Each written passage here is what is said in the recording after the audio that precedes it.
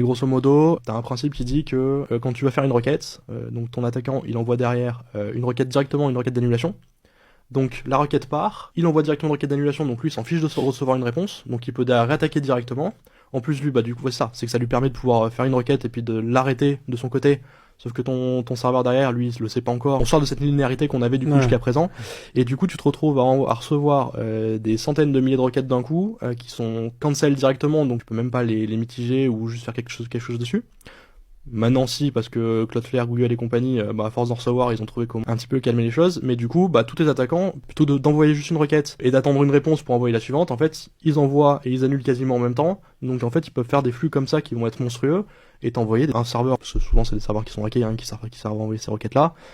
facilement pouvoir envoyer 150 000 requêtes sans qu'il se passe rien du tout, parce que le truc est pas mitigé, parce qu'on peut strictement, enfin pas strictement, parce que maintenant on peut arriver à comprendre comment ça marche et trouver des solutions pour mitiger un petit peu ça, mais ça reste des flux d'envoi massifs, et